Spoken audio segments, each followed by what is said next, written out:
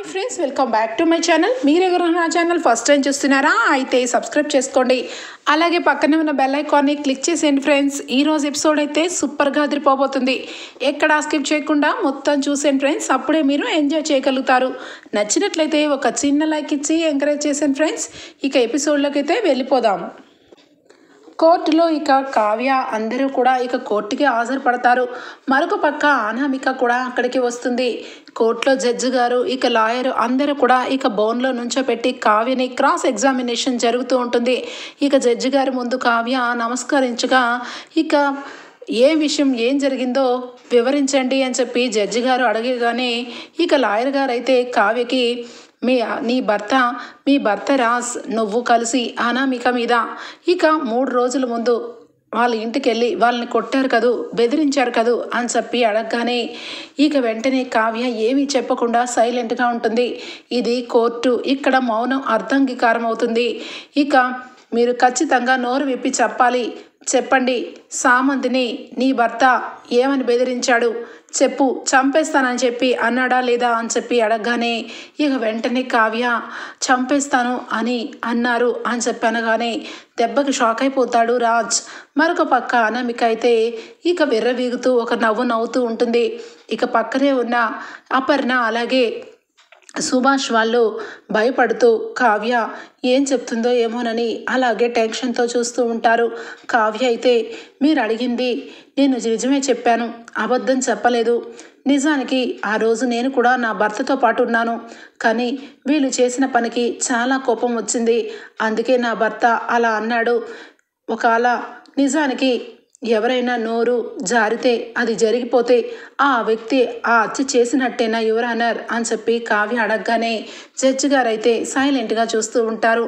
చాలా బాగా చెప్పావమ్మా, నిజమే, ఆవేశంలో ఎవరైనా ఒక మాట తోలవచ్చు, కానీ కరెక్ట్గా చంపేస్తాన్రా అని చెప్పి ఆ 2 రోజుల తర్వాత మనిషిని మాయం చేసేసి ఎక్కడో దొరికితే ఎవరు నీ భర్త మీద ఈ ఆపోద వేసే వాళ్ళమే కాదు ఈ ఆమోదం.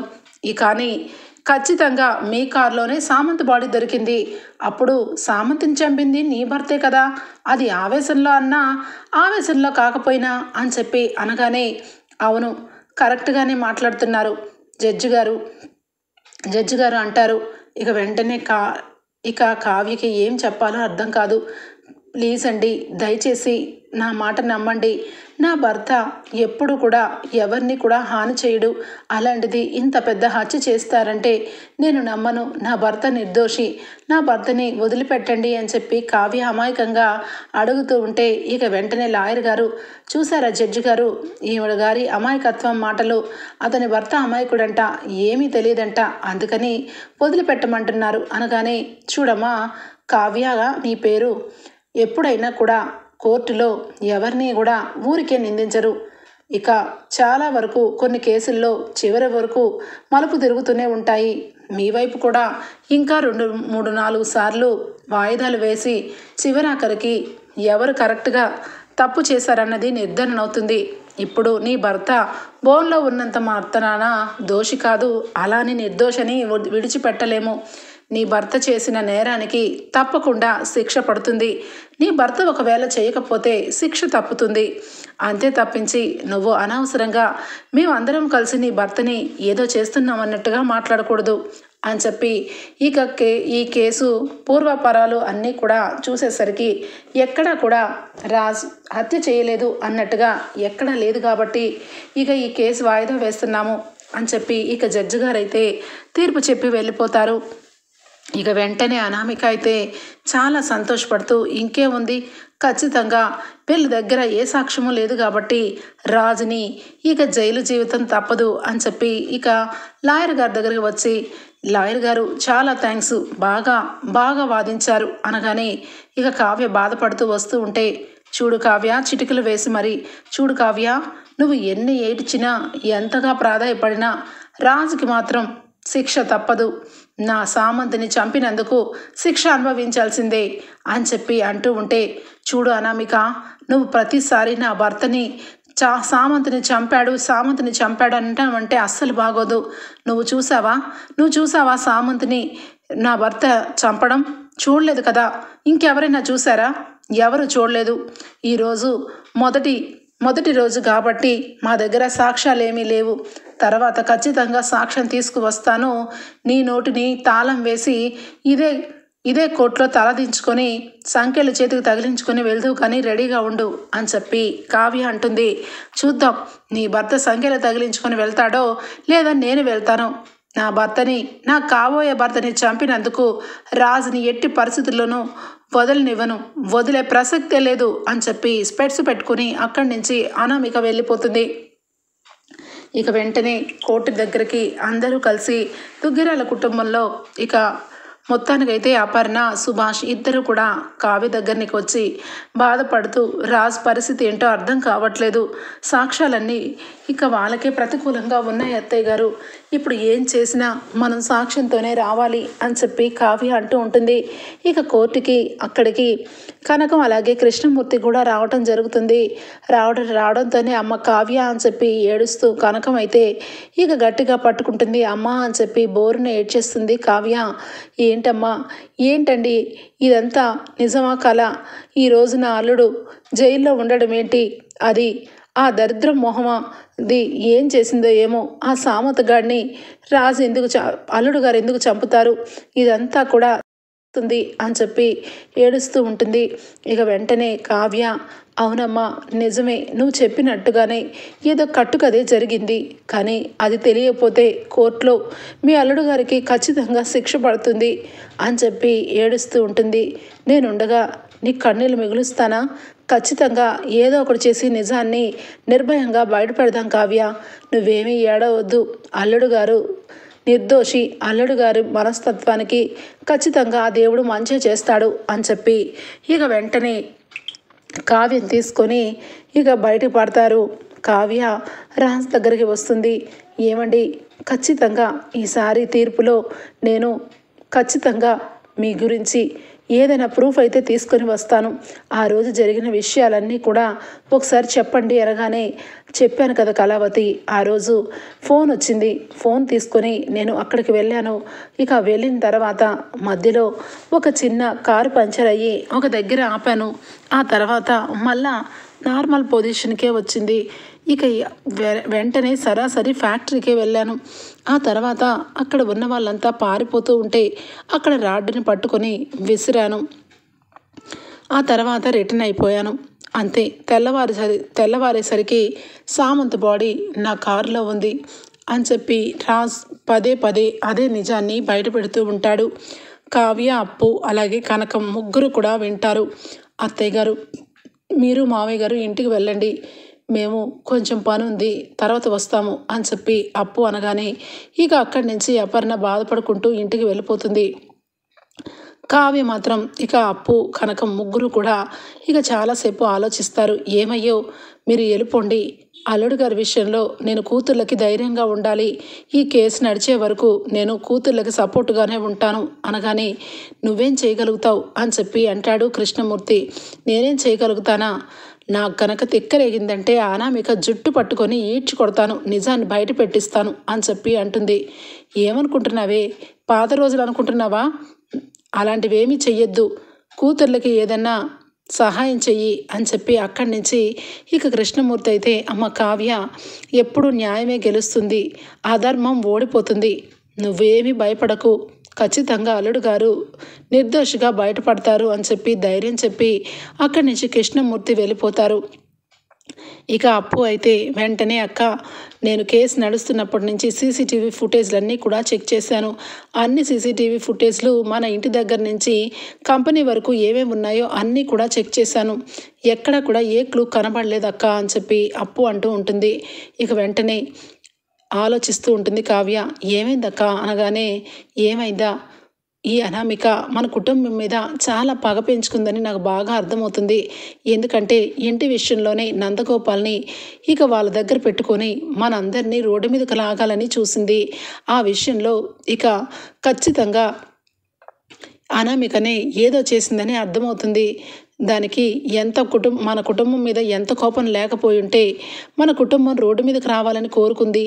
అది జరగలేదు కాబట్టి ఖచ్చితంగా ఇక మా ఆయన్ని ఈ రకంగా ఇరికించిందేమో అనుకుంటున్నాను అని చెప్పి అనగానే అప్పు, లేదక్క, ఖచ్చితంగా ఇరికించింది అంటే సామంత్ని ఎందుకు చంపుకుంటుంది?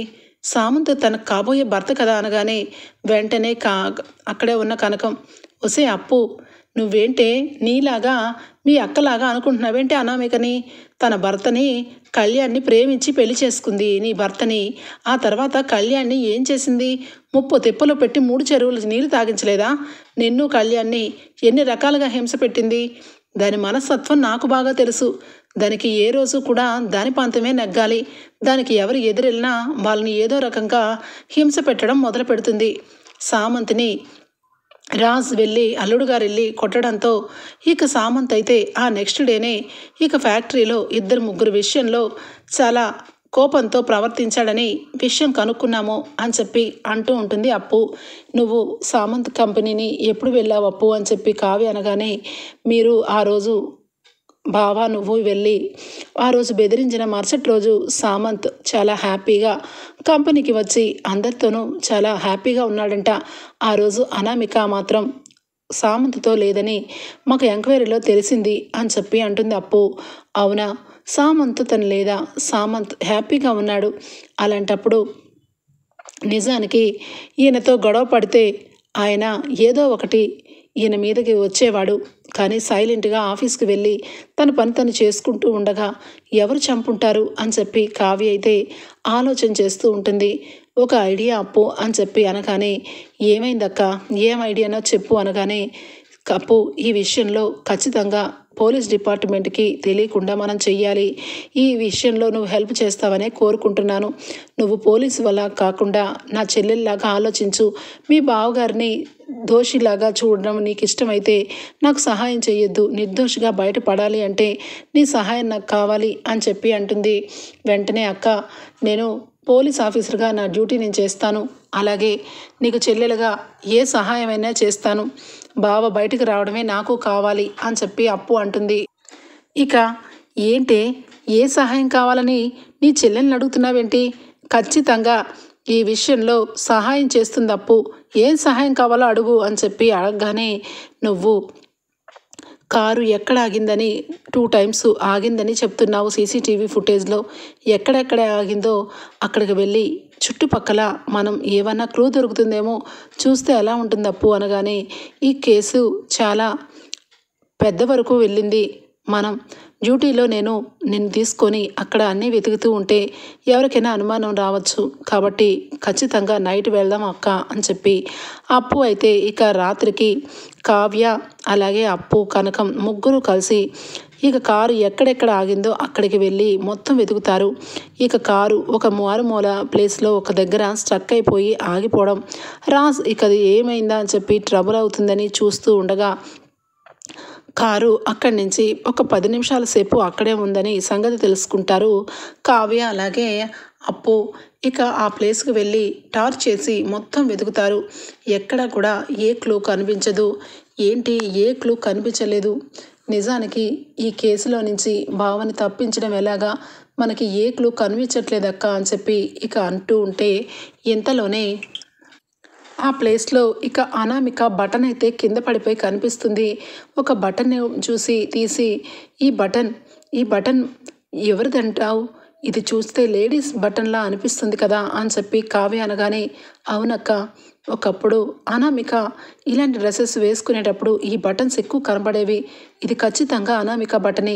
ఇది ఎవరిది ఏంటి అన్నది ఎంక్వైరీ చేసి ఖచ్చితంగా ఈ బటన్ కల వ్యక్తుల్ని నేను క్రాస్ ఎగ్జామినేషన్ చేస్తానక్క అని చెప్పి ఇక అప్పు అయితే అది సేకరిస్తుంది.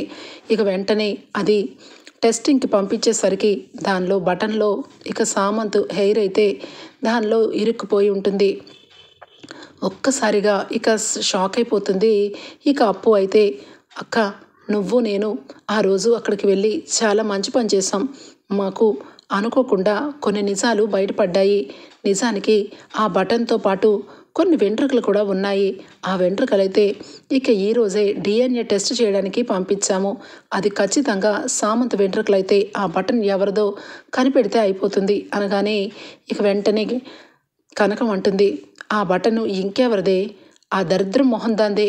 నేను కూడా 2-3 సార్లు అది ఇలాంటి వరస్ట్ డ్రెస్సులు వేసుకునేటప్పుడు ఈ బటన్ వేసుకునే డ్రెస్సులో నేను చూశాను. ఖచ్చితంగా ఇది అనామికదే అని చెప్పి అనగానే ఇక వెంటనే అప్పు అయితే అమ్మా మనకు తెలుసు నీకు తెలుసు కానీ కోర్టుకి ఇది అనామిక బటన్ అని చెప్పలేం కదమ్మా, చాలా డ్రెస్సులు వేసుకొని ఉంటారు, అలాంటప్పుడు ఇక మనం ఏమీ చేయలేం కదా అని చెప్పి అంటూ ఉండగా ఒక్కసారిగా ఇక కనకం అయితే ఐడియా చేస్తుంది. ఉండవే ఉండు, నేను మా పక్కన కామాక్షి చాలా రోజుల నుంచి పాపం డబ్బులు లేక ఎన్నోసార్లు పని గురించి నా దగ్గరికి వచ్చి ఎక్కడైనా పనులు ఏమైనా ఉంటే చెప్పమని ఎన్నోసార్లు అడిగింది. కానీ నేను ఏ రోజు దాన్ని పట్టించుకోలేదు. కామాక్షి కూడా నాలాగే చిన్నప్పటి నుంచి చాలా కష్టం పడిందని తెలుసు కదే మీకు. కాబట్టి ఈరోజు ఆ కామాక్షిని ఆ అనామిక వాళ్ళ ఇంటికి పంపిస్తాను. అనామిక వాళ్ళ ఇంట్లో ఏదో ఒక పని చేయడానికి అక్కడే ఉండిపోమని చెప్తాను. ఖచ్చితంగా అనామిక ఏం స్టెప్స్ వేస్తుందో అన్నీ కూడా కామాక్షి ద్వారా మనం తెలుసుకోవచ్చు. కామాక్షికి ఒక ఫోన్ కూడా ఇద్దాము అని చెప్పి ఇక ముగ్గురు కలిసి ప్లాన్ చేస్తారు. ఇక కావ్య అయితే ఇక కనకం వాళ్ళ ఫ్రెండ్ని పంపించడానికి ఇష్టపడుతుంది. అప్పు మొత్తానికైతే ఏదో రకంగా అక్కడ మొక్కలకి నీళ్లు పోయడం కోసం ఇక అనామిక వాళ్ళ ఇంట్లో జాయిన్ అవుతుంది. ఇక కనకం ఫ్రెండ్ అయిన కామాక్షి ఇక లోపలికి వెళ్ళి మొక్కలకన్నీ కూడా నీళ్లు పోస్తూ ఉండగా చెట్ల దగ్గర ఒక రకమైన మాస్క్ లాగా కనిపిస్తుంది. ఇదేంటబ్బా అని చెప్పి చూసేసరికి అది సామంత్ ఫేస్లా ఉండే మాస్క్ లాగా అనిపిస్తుంది. ఇదేదో మాస్క్ లాగా ఉంది, చిన్నపిల్లలు పెట్టుకునేలాగుంది అని చెప్పి ఒక కవర్లో పెట్టుకుంటుంది. ఇక నాకు అమ్మ చెప్పింది ఇక్కడ ఏది కనబడినా నాకు తీసుకురమ్మని చెప్పి, కాబట్టి ఈ మాస్క్ని ఇంటికి తీసుకుని వెళ్ళడం కరెక్ట్ అని చెప్పి ఇక ఇంటికి వచ్చే టయానికి కావ్య అలాగే అప్పు డోర్ దగ్గర వెయిట్ చేస్తూ ఉంటారు. పరుగున వస్తుంది. ఏమైంది కామాక్షి, లోపలికి వెళ్ళావా అనగానే లోపలికి వెళ్ళడం కాదమ్మా, ఇదిగో ఈ మాస్క్ అయితే మొక్కల లోపల ఇసుకలో కూరుకుపోయింది. ఏంటా అని చెప్పి చూసి మీకేమన్నా ఇది తెలుస్తుందా అని చెప్పి తీసుకొచ్చాను అని చెప్పి ఓపెన్ చేయగానే ఇక వెంటనే అప్పు అయితే అది ఫేస్ మాస్క్ అని చెప్పి తెలుసుకుంటుంది. ఇది ఫేస్ మాస్కే, ఈ మాస్కులు ఎవరు తయారు చేస్తారు అప్పు అనగానే ఈ మాస్కులు తయారు చేసే వాళ్ళు చాలామందే ఉంటారు, దీని మీద నెంబర్ దొరుకుతుంది అని చెప్పి ఇక నెంబర్ చూసేసరికి ఒక ఫేస్ మాస్క్కు సంబంధించిన ఇక ఒక పెద్ద ఫ్యాక్టరీకి అప్పు కావ్య వెళ్తారు. అక్కడికి వెళ్ళగానే ఆ మాస్కులకు సంబంధించిన ఒక అతనైతే అప్పుని చూసి ఇక వెళ్ళిపోబోతూ ఉంటే వాడిని గట్టిగా పట్టుకొని 2 దెబ్బలేస్తుంది. అప్పు మర్యాదగా ఎందుకు భయపడి వెళ్ళిపోతున్నావు, ఈ మాస్క్ నువ్వే కదా తయారు చేసింది అనగానే అవును మేడం, ఇప్పుడు నన్ను అరెస్ట్ చేస్తారా, నాకేమీ తెలీదు, నేను ఏదో డబ్బు కోసం కక్కుర్తి పడి మాస్క్ను చేశానంతే అంతే అనగానే ఇది ఎవరి వ్యక్తి మాస్క్ ఇది అనగానే ఇది అని చెప్పనగానే కావ్య పర్సులో నుంచి సామంత్ ఫోటో తీసి ఈ వ్యక్తి సంబంధించిన మాస్కే కదా అనగానే అవును మేడం, ఈ వ్యక్తి ఆ రోజు వచ్చారు, అనామిక అనే ఒక మేడం గారు కూడా వచ్చారు, ఇదిగో ఈ బ్రీఫ్ కేస్ నుంచే నాకు డబ్బు ఇచ్చి మాస్క్ తయారు చేయమన్నారు, ఒక్క మాస్క్కి ఎంత డబ్బా అని చెప్పి నేను అవాక్కైపోయాను. కానీ ఇక కక్కుర్తి పడి 2 మాస్కులు అయితే చేశాను. ఒక మాస్క్ ఇక సరిగా సెట్ కాలేదని ఇంకొక మాస్క్ కూడా చేయమన్నారు, ఇది సెట్ కాని మాస్కే, ఇది మీకెక్కడిది, దయచేసి మీకు నేను చెప్పాల్సిందంతా చెప్పాను, నన్ను అరెస్ట్ చేయకండి, డబ్బు కోసం కక్కుర్తి పడ్డాను అని చెప్పి కాలు పట్టుకుంటాడు. నిన్ను ఏమీ చేయకూడదు అంటే ఈ విషయం వచ్చి నువ్వు కోర్టులో చెప్పాలి, లేదంటే ఈ మాస్కులు సంబంధించిన ఫ్యాక్టరీ మొత్తం మూసేయాల్సి వస్తుంది, ఆ తర్వాత నీ భార్య పిల్లలు రోడ్డు మీద అడుక్కుంటారు అని చెప్పి అప్పు అంటుంది. ఇక వెంటనే 2 చేతులకి సంకెళ్ళు వేసి ఇక జీబులో కూర్చోపెట్టి కావ్య అప్పు అయితే ఇదిగో అక్క, ఖచ్చితంగా సామంత్ బ్రతికే ఉన్నాడని ఇప్పుడు అర్థమవుతుంది. ఆ రోజు జీబులో కూడా శవాన్ని టచ్ చేయకుండానే అట్నుంచటే పంపించేశాం. ఆ తర్వాత నేను కేసులో పడి నేను ఫైనల్ టెస్ట్ కోసం వెళ్ళలేదు, అక్కడి నుంచే పోస్ట్ మార్టానికి పంపించేశాము. పోస్ట్ మార్టం రిపోర్ట్లో ఇక వ్యక్తి చనిపోయాడని వచ్చిందే తప్పించి ఏమీ కూడా నేను పట్టించుకోలేదు. ఈరోజు సామంత్ బ్రతికే ఉన్నాడని ఈ మాస్క్ ద్వారా నాకు అర్థమవుతుంది.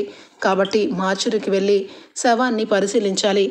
ఇంకా ఈ ఒక్క రోజే ఉంది, రేపు పొద్దున్నే కోర్టుకి వెళ్ళాలి, ఫైనల్గా రేపు జడ్జిమెంట్ ఉంటుంది అని చెప్పి అప్పు అనగానే కావ్య అప్పు ఇద్దరు కూడా ఆ మాస్క్ని ఇక ధైర్యంగా దాచిపెట్టి ఇక కోర్టు నుంచి ఇక పోలీస్ స్టేషన్కి అయితే అప్పు వెళ్తుంది. ఇక రాజ్ అయితే చాలా డల్గా ఉంటాడు. బావా, నువ్వేమి భయపడ మాకు. నువ్వు అన్నట్టుగానే ఆ అనామిక నీ వెనకాల చాలా పెద్ద ప్లాన్ చేసిందని మాకు అర్థమైంది. ఈరోజు ఎట్టి పరిస్థితుల్లోనూ అది తప్పించుకోదు. ఈరోజు నిర్దోషిగా నిన్ను ప్రూవ్ చేయకుండా నేను వదిలిపెట్టను అని చెప్పి అప్పు అయితే ఇక వెంటనే మార్చురికి వెళ్తుంది. కానిస్టేబుల్స్ని తీసుకొని అక్కడ సామంత శవాన్ని పరిశీలించడానికి వెళ్ళగానే ఇదిగోండి మేడం అని చెప్పి సామంత శవాన్ని ఇస్తారు. అది సామంత శవంలా అనిపించదు. ఫేస్ అంతా ఒక రకంగా ఉంటుంది. ఏంటి ఫేస్ అంతా ఒక రకంగా ఉంది, సామంత్ బాడీ ఇది కాదనిపిస్తుంది అని చెప్పి అప్పు అనగానే, లేదు మేడం, ఆ రోజు రాజ్ సార్ వల్ల జీప్లో ఉన్న వ్యక్తి ఇతనే, ఈ శవమే సామంత్ అనగానే, నో, సామంత్ నాకు తెలుసు, సామంత్ ఇతను కాదు. ఇతని ఫేస్ చూస్తే ఏవో దెబ్బలు తగిలినట్టున్నాయి, ఆ రోజు ఫేస్కి అన్ని దెబ్బలు లేవు అనగానే, లేదు మేడం, కావాలంటే చూడండి అని చెప్పి ఇక ఫోటోని చూపిస్తారు. కానీ అప్పుకి అర్థమైపోతుంది, అంటే ఈ విషయంలో పోలీసుల్ని కొనేసిందనమాట. నాకంటే పై ఆఫీసర్ని కొనేసి ఇప్పుడు శవాన్ని గల్లంత చేసేసి ఇక రాజ్బాబుకి శిక్ష వేయిస్తారా? కానీ అసలైన సామంత్ బ్రతికే ఉన్నాడు అన్న నిజాన్ని కోర్టుకి చూపించాలి అంటే ఈరోజు రాత్రికి రాత్రే ఎక్కడ సామంత్ ఉన్నాడో తెలుసుకోవాలి అని చెప్పి అప్పు అయితే కావ్యతో చెప్పేసరికి, కావ్య, మీ బావ సంగతి నీకు తెలుసు కదా, మీ బావకి ముక్కు మీద కోపం తప్ప అతను మనిషిని చంపేటంత మూర్ఖత్వం అయితే లేదు. సామంత్ బ్రతికే ఉండి అనామికనే ఈ ఆట అంతా ఆడిస్తుంది అనగానే ఇక కానకం అయితే కోపంతో రగిలిపోతూ, దుర్మార్గురాలు, దాన్ని పట్టుకొని 4 ఉతికితే అది నిజాలు బయటకు కక్కుతుంది అప్పు, నన్ను నమ్ము అనగానే, ఏంటి నువ్వేమనుకుంటున్నావు, ఇది చాలా పెద్ద కేసు, ఇందులో సామంత్ బ్రతికే ఉన్నాడు అన్న నిజాన్ని మనకే తెలుసు. అసలు సామంత్ ఎక్కడున్నాడు, బ్రతికే ఉంటే ఎక్కడ దాచిపెట్టిందే అనామిక అన్నది మనం తెలుసుకోవాలి. కాబట్టి ఖచ్చితంగా మనం అలర్ట్గా ఉండాలి. తొందరపడి అనామికని వెళ్ళి క్రాస్ ఎగ్జామినేషన్ కానీ కనీసం అనామిక వాళ్ళ ఇంటి దగ్గర మాత్రం మనం వెళ్ళకూడదు. అనామికకి తెలియకుండా కాల్ ట్రాపింగ్ పెడుతున్నాను, ఈ విషయం మన ముగ్గురికే ఉంటుంది అని చెప్పి అప్పు అయితే కాల్ ట్రాప్ చేస్తుంది. ఇక అనుకున్నట్టుగానే ఎలుక వచ్చి బోన్లోకి చిక్కుకున్నట్టు అనామిక అయితే దొంగ దొరికిపోతుంది. ఒక్కసారిగా ఇక ఎవరూ లేరనుకొని ఇక అన్ని రూమ్స్ వేసుకొని ఇక అనామిక అయితే సామంత్కి ఫోన్ చేస్తుంది. సామంత్ అయితే, హలో అనామిక, ఏంటి ఒక్క రోజని చెప్పావు, ఇప్పటికీ ఎన్ని రోజులు నన్ను బంధిస్తావు, అసలు ఏం జరుగుతుంది నా వెనకాల, నువ్వు ఏం చేయబోతున్నావు, ఆ రోజు అన్నీ మానేస్తాను, నువ్వు నేను పెళ్లి చేసుకుందాము, అందుకని చెప్పి నువ్వు 2 రోజులు కనబడకుండా ఉండు, మిగతా తర్వాత నేను వచ్చి మన ఇద్దరం పెళ్లికి సంబంధించిన ఏర్పాట్లన్నీ చేస్తానన్నావు. ఇప్పటికీ 1 కాదు 2 కాదు, ఏకంగా వారం రోజులు అయిపోయింది. ఇంకా ఏం చేయబోతున్నావు, నువ్వు అనవసరంగా ఏదన్నా చేశావంటే నేను పెళ్లి చేసుకోను అనామిక, నువ్వు మాత్రం గుర్తుపెట్టుకో అని చెప్పి అంటూ ఉంటాడు సామంత్. ఆ మాటలు విని ఒక్కసారిగా కావ్య అప్పు షాక్ అయిపోతారు. ఇక వెంటనే, పదక్క, సామంత్ ఎక్కడున్నా నేను తీసుకొస్తాను, నువ్వు కోర్టుకు వెళ్ళి ఈ విషయాలన్నీ కూడా జడ్జి గారికి చెప్తా ఉండు, ఇంతలోనే సామంత్ని నేను తెస్తాను అని చెప్పి అనడంతో ఇక కావ్య సంతోషంగా ఇక కోర్టుకు వెళ్తుంది. ఇక దుగ్గిరాల కుటుంబం అంతా కూడా, కావ్య అన్నీ కూడా నేను కోర్టులో సాక్ష్యాలతో ప్రూవ్ చేస్తాను, మీరు ఎవరూ భయపడకండి, బాధపడకండి, మీ అబ్బాయిని తీసుకొచ్చే బాధ్యత నాది అని చెప్పి అప్పు కావ్య చెప్పడంతో అందరూ కూడా అక్కడికి వస్తారు. ఇక జడ్జి గారి ముందు కావ్య అయితే ఇక రాజ్ గురించి విషయాలన్నీ చెప్తూ, నా భర్త ఏ తప్పు చేయలేదని నేను ముందు వాయిదాల్లోనూ చెప్పాను, ఇప్పుడు చెప్తున్నాను, నిజానికి ఇక్కడ జరిగిన హత్య నా భర్త చేయలేదు యువర్ ఆనర్, ఇది సామంత్ తాలూకు మాస్క్ చూడండి అనగానే ఇక అక్కడే ఉన్న లాయర్ అయితే, ఏంటమ్మా ఏం కట్టుగా తల్లుతున్నావు, సామంత్ మాస్క్ దొరకడం ఏంటి, సామంత్ మాస్క్ తీసుకొచ్చి సాక్ష్యం చూపించడం ఏంటి, సామంతే చనిపోయాడు, నీకు అర్థమవుతుందా, కోర్టుని పక్కతో తొక్కించాలని చూస్తే 2 సంవత్సరాలు కారాగార శిక్ష పడుతుంది, అర్థమైందా అనగానే వెంటనే ఇక అప్పు అయితే, అర్థమైంది, నువ్వు ఎంత తీసుకున్నావో అనామిక దగ్గర అంతా అర్థమైంది, అనామిక ఎలాంటిదో మొత్తం అర్థమైంది, సారీ యువర్ ఆనర్, మధ్యలో కలగ చేసుకుని మాట్లాడినందుకు జీబుని దింపి సామంత్ గాడిని తీసుకురండి అని చెప్పి అనగానే సామంత్ని తీసుకొని కానిస్టేబుల్ వస్తారు. సరే, మా బావ అనే దుగ్గిరాల స్వరాజ్ ఇక సామంత్ని చంపేస్తే ఈ సామంత్ ఎవరు, సామంత్ అంతరాత్మ అనగానే కోర్టులో అందరూ నవ్వుతారు. ఇక వెంటనే జడ్జి గారు, ఏం మాట్లాడుతున్నారు, సామంత్ అనే వ్యక్తి చచ్చిపోయాడని కేసు పెట్టారు, మరి ఇతను సామంతే కదా, ఆమె అన్న దీనికి సమాధానం చెప్పండి అనగానే ఒక్కసారిగా అనామిక అయితే చెమటలు పడుతూ ముచ్చెమటలు పడుతూ ఏం చేయాలో అర్థం కాదు. ఇక సామంత్ని బోన్లో పెట్టి, సామంత్ నువ్వు నాకు ఏం చెప్పావో యాజ్ ఇట్ ఈస్గా ప్రతి ఒక్కటి ఇక్కడ చెప్పు, దాని తర్వాత ఏం జరిగినా నేను చూసుకుంటాను అనగానే సామంత్ అయితే వచ్చి, సార్ నిజానికి అనామిక అనే అమ్మాయిని నేను పెళ్లి చేసుకుని సంతోషంగా గడపాలనుకున్నాను, కానీ అది మనిషి కాదు, నరరూప రాక్షసని నాకు తర్వాత తెలిసింది. ఇప్పుడు కూడా నన్ను ఒక రూమ్లో బంధించి 2 రోజుల్లో మన పెళ్ళి అని చెప్పి ఇక్కడ నా అలాగా ఒక మనిషిని తీసుకొని వచ్చి అనాథ శవానికి నా మాస్క్ తగిలించి మరీ నేను చచ్చిపోయినట్టుగా రాజ్ కారులో పెట్టింది. ఆ తర్వాత రాజుని అరెస్ట్ చేసి ఉరికమ్మం ఎక్కించాలని చూస్తుంది. నేను చచ్చిపోయినట్టుగా సృష్టించి మీ అందరికీ కళ్ళు కప్పి ఈ అనామిక ఇక్కడే కూర్చుంది.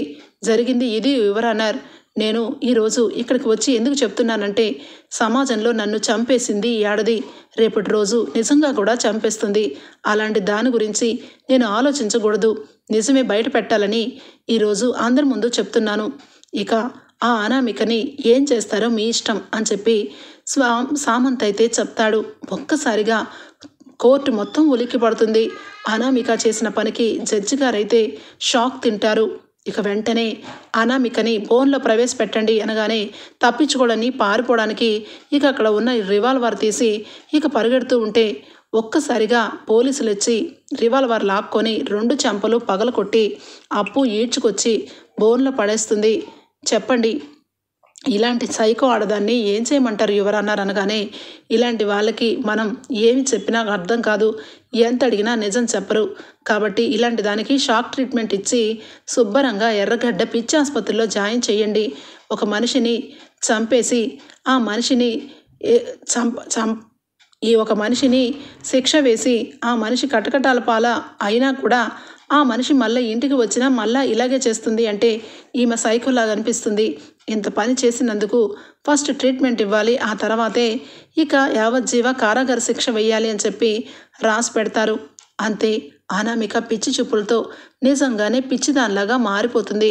ఇక సామంత్ అయితే రాజ్కి సారీ చెప్తాడు. నేను నీ మీద గెలవాలనుకున్నాను, కానీ నిజానికి నేను ఓడిపోయాను రాజ్. ఇలాంటి దాన్ని పెళ్లి చేసుకుందాం అనుకున్నాను. నిజానికి పెళ్లి చేసుకుంటే నా జీవితం ఎలా ఉంటుందో నాకు అర్థమైపోయింది. కళ్యాణ్ని మోసం చేసి ఇక కళ్యాణ్ని బాధ పెట్టిందని, ఒకప్పుడు నా క్లాస్మేట్ అని దీన్ని నా పక్కన పెట్టుకొని మీలాంటి మంచి వాళ్ళకి చెడు చేయాలని చూశాను. అందుకని ఇంత ఘోరం చేస్తుందని ఊహించలేకపోయాను అని చెప్పి సామంత్ అయితే ఇక వచ్చి అందరి ముందు అనామిక బండారాన్ని బయటపెట్టి మరీ వెళ్ళిపోతాడు. ఇక కావ్య అప్పు అయితే చాలా సంతోషంగా, బావా నువ్వు నిర్దోషివి, అందుకే ఈరోజు దేవుడు ఆ సామంత్ వచ్చి నిన్ను కాపాడాడు అని చెప్పి ఇక జీబులో నుంచి అప్పు నువ్వు సెల్లో నువ్వు 2 చేతులకి సంకెళ్ళ వేసి ఇక అందరూ ఆపు ఆపు అన్నా కూడా తీసుకొచ్చావని, ఇంట్లో మీ అత్తగారు నీ మీద చాలా కోపంతో ఉన్నారు, నీ చేతులతోనే ఇంటికి తీసుకుని రావే అని చెప్పి కావ్య అంటుంది.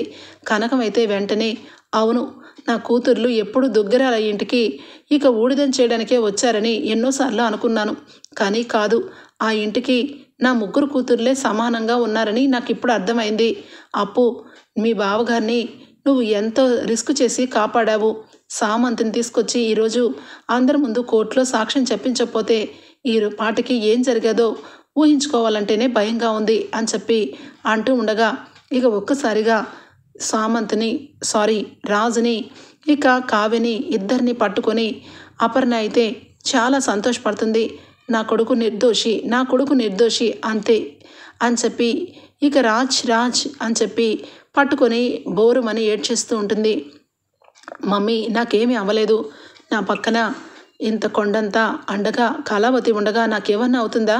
అసలే కళావతి ఇంకా ఎవరైనా నన్ను టచ్ చేస్తేనే ఊరుకోదు, అలాంటిది నన్ను సెల్లో పెట్టిస్తే ఊరుకుంటుందా? ఏకంగా ఇక పిచ్చి ఆసుపత్రిలో 2 ట్రీట్మెంట్లు ఇవ్వాలని కోర్టు వాయిదా చెప్పింది కదా, ఖచ్చితంగా ఆ అనామికకి ఆల్రెడీ మ్యాడ్ లేకపోయినా మ్యాడ్ ఉన్నట్టు నటిస్తుంది కాబట్టి షాక్ ట్రీట్మెంట్ ఖచ్చితంగా ఇస్తారు అని చెప్పి కుటుంబం అంతా సంతోషంగా దుగ్గిరాల కుటుంబం ఇంటికి బయలుదేరి వెళ్ళిపోతుంది.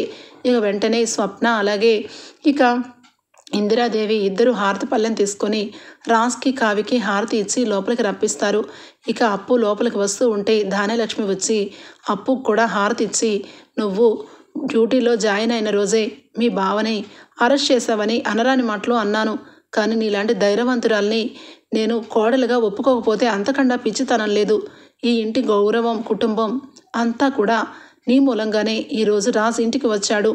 నీలాంటి అమ్మాయిని కోడలుగా నేను ఒప్పుకునేదేంటి, నువ్వే నన్ను అత్తయ్యగా ఒప్పుకోవాలి అని చెప్పి ధాన్యలక్ష్మి కూడా మారిపోతుంది. ఓకే ఫ్రెండ్స్, రాబోయే ఎపిసోడ్స్లో ఇలాగే జరగబోతుంది. మీకు గనక నచ్చినట్లయితే ఒక లైక్ ఇచ్చేయండి friends. Bye, take care, thank you for watching.